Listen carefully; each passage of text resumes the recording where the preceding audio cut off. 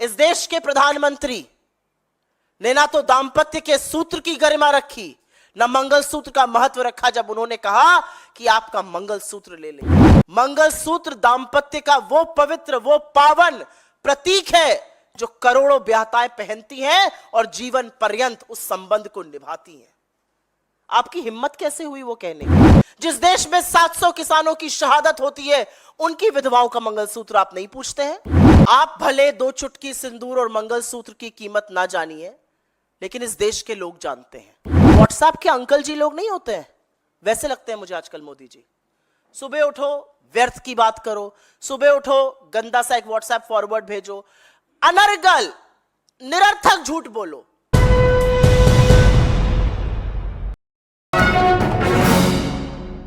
चुनाव आया, लगा बड़े बड़े मुद्दों की बातें होंगी, लगा 10 साल में जो बेरोजगारी का भयावह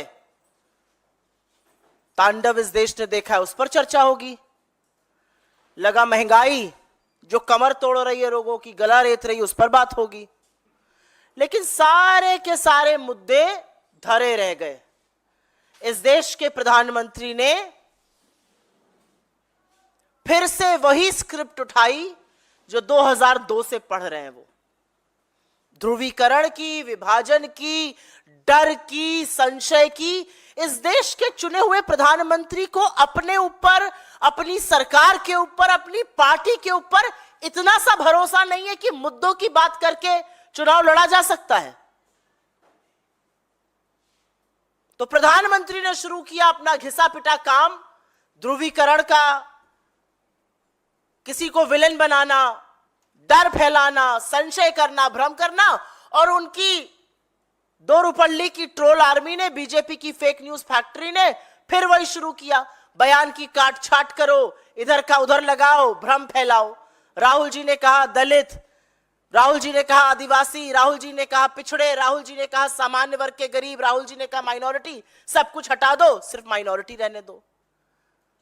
मतलब आदत से बात जब इंसान नहीं आता है तो उसको क्या कहा जाए, ये मुझसे बेहतर आप जानते हैं। जहां जाओ, लेकिन मैं भी असम के दौरे से आई हूं, उसके पहले मैं महाराष्ट्र में थी, उसके पहले छत्तीसगढ़ में थी। जहां जाओ मुद्दा तो बेरोजगारी और महंगाई है। ट्रेनों में, फ्लाइट में, बसों में, रेलवे स्टेशन पर, चाय की दुकानों पर चर्चा इस बात की है कि भैया महंगाई बहुत बढ़ा दी, हमारी गुजर नहीं हो रही है। और जब कांग्रेस पार्टी गरीब की बात करती है, जब कांग्रेस पार्टी हक की बात करती है, तो मोदी जी के पेट में दर्द क्यों होता है? आप मोदी जी की सारी बातें उठाकर देख लीजिए। और इसीलिए मैं मुख्यतः इस बात पर चर्चा करना चाहती हूं। मोदी जी को सबसे बड़ी समस्या हमारे मैनिफेस्टो से है। तो पहले तो मैं आपके माध्यम से वाकई में दिल से थैंक यू मोदी जी बोलूंगी। आपने हमारे खिलाफ दुष्प्रचार करके, झूठ बोल के, मनगढ़ंत कहानियां रच के हमारे मैनिफेस्टो को तो घर घर तक पहुंचा दिया। हर व्यक्ति हमारा मैनिफेस्टो पढ़ रहा है। अमेरिका में भी लोग पढ़ के कह रहे हैं वाह क्या गजब मैनिफेस्टो बनाया। यहां का युवा पढ़ रहा है, मैं टीवी पर देखती हूं आपके जैसे पत्रकार जाके मूर्धन पत्रकार पूछ रहे हैं, लड़के लड़कियां बुजुर्ग कह रहे हैं हाँ कांग्रेस का मैनिफेस्टो पढ़ा, बहुत बढ़िया है, बहुत क्रांतिकारी है। तो थैंक यू मोदी जी तो बनता है, ना हल लगे ना फिटकरी, रंग चोखा भी आ जाए। हम अपना पैसा खर्च करके इसको इतना चर्चित नहीं कर सकते थे। तो बहुत बहुत हृदय की गहराइयों से धन्यवाद, साधुवाद, आपने हमारे मैनिफेस्टो को इतना चर्चित किया। लेकिन मुख्यतः उनको समस्या हमारे मैनिफेस्टो में जो जातिगत जनगणना है, जो गिनती की बात है, जो आर्थिक और सामाजिक गणना है, उसको लेकर चिंता है। क्यों पेट में दर्द हो रहा है? क्या गरीबों की बात करना गलत है?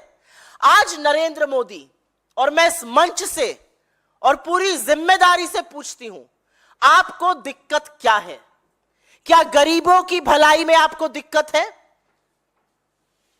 क्या दलित, आदिवासी, पिछड़े, सामान्य वर्ग के गरीबों का अगर भला हो जाए तो उसमें आपको दिक्कत है?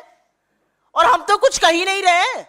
हम तो कह रहे हैं एक्सरे कराइए, पता तो करिए कौन कितना है और किसका कितना प्रतिनिधित्व है, इसमें क्या दिक्कत है? लेकिन दिक्कत तो है, पेट में दर्द तो हो रहा है, मन में कौतूहल तो मचा हुआ है, क्योंकि इस देश का किसान ₹27 रोज का कमाएगा। इस देश की 20% आबादी ₹46 रोज पर गुजर बसर करेगी, लेकिन मोदी जी के मित्र तो 1600 करोड़ रुपए रोज के कमाएंगे। तो पेट में दर्द तो होना स्वाभाविक है। असलियत तो यह है कि नरेंद्र मोदी जी ने अपनी नाक के नीचे 10 साल के अपने शासनकाल में 2 हिंदुस्तान बनाए हैं, 2 भारत बनाए हैं, 2 देश बनाए हैं। एक देश जहां पर डबडबाई आंखों से सब्जी बेचने वाला कहता है मेरी गुजर नहीं हो रही है। एक देश जहां चकाचौंध है। एक देश जो मोदी वंदन करता है। एक दूसरा देश जब आप G20 करते हैं तो गरीबी छिपाने के लिए पर्दा डालना पड़ता है। एक देश जहां पर एक छोटी सी बच्ची कहती है मेरा रोने का बहुत मन होता है लेकिन मैं रो भी नहीं सकती हूं, घर पे छोटे छोटे भाई बहनों का क्या होगा। और एक देश जो आप पर फिदा है, जो आपका चरण वंदन करता है। क्या किया आपने गरीबों के साथ? आप बोलेंगे मैंने 5 किलो राशन दिया। तो जब ये 5 किलो राशन वाले लोग रोजगार की बात कर रहे हैं, आप अपना मुंह क्यों फेर रहे हैं? आप क्यों भाग खड़े हो रहे हैं? आप क्यों आंखें मूंद ले रहे हैं? क्या किया आपने इन गरीबों के लिए? इन्हीं गरीबों को आपने चिलचिलाती धूप में कोविड के दौरान पैदल चलवाया। इन्हीं गरीबों को आपने इंजेक्शन से लेके दवाई और फिर ऑक्सीजन तक दर दर भटकाया। इन्हीं गरीबों को आपने सपना तो दिखाया था हवाई जहाज में बिठाने का, लेकिन हवाई अड्डे एक के बाद एक अपने दोस्त के नाम किए और इन्हीं गरीबों को, इन्हीं गरीब के बच्चों को गाजर, मूली, भेड़, बकरी की तरह ट्रेनों में ठूस कर, देख लीजिए ट्रेन की वो भयावह तस्वीरें जहां पर टॉयलेट तक में लोग भरे हुए हैं। इन्हीं गरीबों को आपने किया। क्या किया आपने इन देश के गरीबों का? इन देश के गरीब लोगों का आपने हक मारा, आपने मोनोपोली बनाई, आपने छोटे छोटे बिजनेसेस बंद किए, 40,000 छोटे लघु मध्यम उद्योग बंद किए, आपने नोटबंदी करी। आपके मित्रों का तो पैसा सारा वापस आ गया आरबीआई में, लेकिन इन गरीबों को आपने लाइन में लगवाया, इन गरीबों की मौतें हुई। तो क्या किया आपने गरीबों के लिए? हम एक बात डंके की चोट पर कहते हैं, बिना संशय के कहते हैं, बिना डर के कहते हैं, पूरी नैतिकता, पूरी जिम्मेदारी से कहते हैं कि 2024 में वक्त आ गया है कि इस देश में जातिगत जनगणना, सामाजिक और आर्थिक जातिगत जनगणना होनी चाहिए, गिनती होनी चाहिए। हम तो आपसे पलटकर पूछते हैं किस बात से डरते हो, गिनती क्यों नहीं करते हो? मोदी जी इसी बात को तो उठाकर भय फैला रहे हैं, इसी बात को तो उठाकर कह रहे हैं कांग्रेस आपकी कार ले लेगी, कांग्रेस आपका सोना ले लेगी, कांग्रेस आपका पैसा ले लेगी, कांग्रेस आपकी संपत्ति ले लेगी। 1947 से अभी तक तो आप कांग्रेस को ही कोसते थे, हमारी ही सरकारें थी। आज तक तो ऐसा नहीं हुआ, आज तक तो किसी का पैसा नहीं लिया गया। असलियत यह है कि कांग्रेस के शासनकाल में लोग ज्यादा समृद्ध बने। कांग्रेस के शासनकाल में हमने 27 करोड़ लोगों को गरीबी की सीमा रेखा से निकाला। कांग्रेस के शासनकाल में बिजनेसेस ज्यादा बढ़े, मल्टीनेशनल कंपनीज बनी, हमारे डोमेस्टिक बिजनेसेस। आपके शासनकाल पे तो ताले पड़े लोगों के बिजनेसेस पर। आपके शासनकाल पर 83% इस देश की जो आबादी है उसकी आय कम हुई। आपके शासनकाल में तो हर वो तमाशा हुआ जो इस देश ने कभी नहीं देखा था। तो क्यों ये भय, क्यों ये संशय, क्यों ये डर फैला रहे हैं? और अब इस बात का जवाब दीजिए, और ये मैं पूरी जिम्मेदारी से अपने होशो हवास में पूछती हूं, नरेंद्र मोदी और भारतीय जनता पार्टी, क्या आप जातिगत जनगणना के खिलाफ हैं या आप उसका समर्थन करते हैं? मूल मुद्दा यह है कि क्या आप गिनती करने के खिलाफ हैं या आप उसके पक्ष में हैं? आपको हां या ना में जवाब देना पड़ेगा। सदन में कुछ कहिएगा, इलेक्शन रैली में कुछ और कहिएगा, हमारे मैनिफेस्टो जो उसकी बात करता है उसके बारे में भ्रांति फैलाइएगा। तो आपका मकसद क्या है? क्यों आप लोगों को प्रतिनिधित्व नहीं देना चाहते हैं? क्यों ये लोग आगे ना आए? और असलियत तो एक और भी है जिसका प्रियंका जी से ज्यादा बेहतर करारा जवाब इस देश के कायर प्रधानमंत्री को कोई नहीं दे सकता था। इस देश के प्रधानमंत्री ने ना तो दाम्पत्य के सूत्र की गरिमा रखी, ना मंगलसूत्र का महत्व रखा जब उन्होंने कहा कि आपका मंगलसूत्र ले लेंगे। क्या है मंगलसूत्र? एक सोने की चेन जो कोई पहन लेता है। मंगलसूत्र दांपत्य का वो पवित्र, वो पावन प्रतीक है जो करोड़ों ब्याहताएं पहनती हैं और जीवन पर्यंत उस संबंध को निभाती हैं। आपकी हिम्मत कैसे हुई वो कहने की? और बिल्कुल ठीक कहती है प्रियंका गांधी। जिस देश के लिए उनकी मां, जिस देश के लिए सोनिया जी का सुहाग कुर्बान हुआ, जिस देश में जंग के दौरान इंदिरा जी ने अपने जेवर दे दिए, जिस देश में 700 किसानों की शहादत होती है, उनकी विधवाओं का मंगलसूत्र आप नहीं पूछते हैं? आप नहीं पूछते हैं कि उन करोड़ों महिलाओं का जो गरीबी, भुखमरी, बेरोजगारी, महंगाई के चलते अपने जेवर गिरवी रखकर अपने परिवार का भरण पोषण कर रही हैं? आप नहीं पूछते हैं मणिपुर में लोगों के मंगलसूत्र का क्या हाल है? आप नहीं पूछते हैं उन 2 किसान की विधवाओं से हर घंटे जो खुदकुशी कर रहे हैं? ये किस डिस्कशन को आप कहां लेकर आ गए? आप भय और आतंक फैला रहे हैं। कांग्रेस टैक्स लगा देगी, कांग्रेस आपका सामान ले लेगी।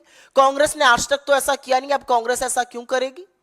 लगातार झूठ बोलने का काम। मुझे कभी कभी अब मोदी जी में शायद उम्र का भी तकाजा है, वृद्ध भी ज्यादा लगते हैं, जबान भी लड़खड़ाती है, कुछ का कुछ बोल जाते हैं। कई लोगों से बीजेपी में बात करो तो वो कहते भी हैं कि कभी कभी तो ऐसी बात बोल जाते हैं कि हम लोग डिफेंड ही नहीं कर पाते हैं, पता नहीं क्या बोल जाते हैं, उम्र का ही असर लगता है। वो व्हाट्सएप के अंकल जी लोग नहीं होते हैं, वैसे लगते हैं मुझे आजकल मोदी जी। सुबह उठो व्यर्थ की बात करो, सुबह उठो गंदा सा एक व्हाट्सएप फॉरवर्ड भेजो, अनर्गल निरर्थक झूठ बोलो। तो मोदी जी भाजपा के व्हाट्सएप अंकल नंबर 1 है, क्योंकि मुद्दा विहीन राजनीति की वो चर्चा कर रहे हैं। और मैं एक बात यहां पर जरूर बोलना चाहती हूं, और वो बोलनी जरूरी है। मोदी जी, आप भले 2 चुटकी सिंदूर और मंगलसूत्र की कीमत ना जानिए, लेकिन इस देश के लोग जानते हैं।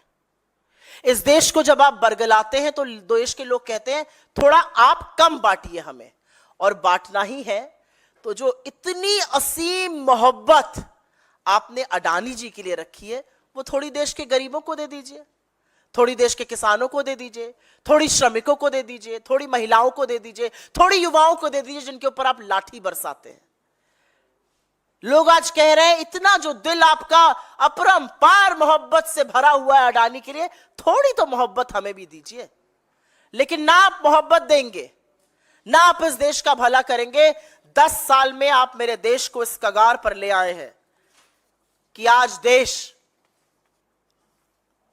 हाथ जोड़ के विनम्र निवेदन कर रहा है, बहुत हो गया साहब, अब बख्श दीजिए।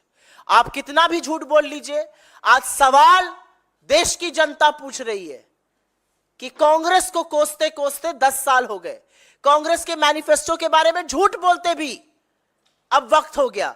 अब आप बताइए कि क्या आप गिनती के खिलाफ हैं या गिनती के समर्थन में हैं? यह जवाब भारतीय जनता पार्टी को और नरेंद्र मोदी जी को देना पड़ेगा।